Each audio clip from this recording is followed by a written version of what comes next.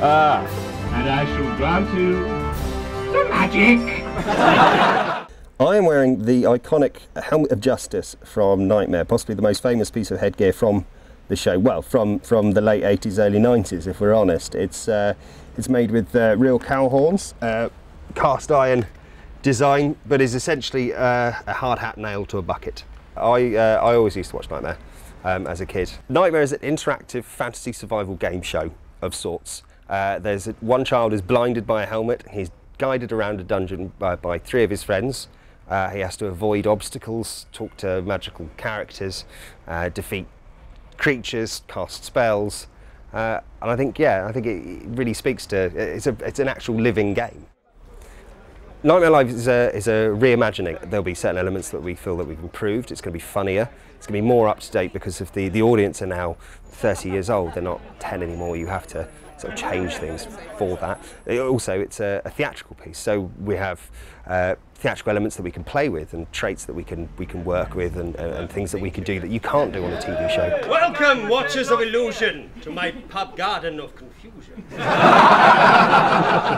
We have imagined that there will be people who will want to just sit back and watch because that's what they enjoyed when they were watching the TV show, and other people who will want to be involved so much that we've definitely built in elements that there can be times that there's bits of audience interaction.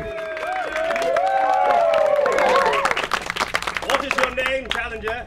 I am Damon. Damon! And that if the two comedians that we have guiding our person in the helmet need extra help, they can turn to the audience and ask for help as well, so that fourth wall, that definite separation isn't necessarily there. You can cross and kind of merge those boundaries a bit. Where am I? Yeah, exactly. Treguard of Dunshelm, the host of Knightmare, is a multifaceted character. I'm doing a sort of slightly harking back to his performance, like some of the voice, some of the mannerisms, but yeah, putting our own take on it, our own sort of flavour of the comedy is certainly different, and it works well with Tom Bell's version of Lord Fear is very, very different, so they sort of work in tandem together. Oh, hi guys. It's me, Lord Fear. Lord Fear, that's a pretty cool name. Yeah, thanks. This is my dungeon. It's been closed for 20 years, but that oaf Treguard's thinking of sending down some more foolish dungeoneers. Stop! The door is open, team.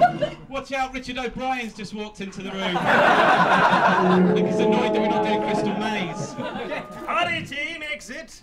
This is one of the blades from the infamous Room of Blades.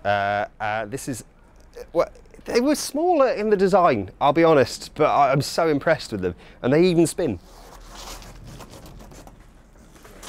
Walk forward. Walk forward. Yeah. Side step to the left. Left again.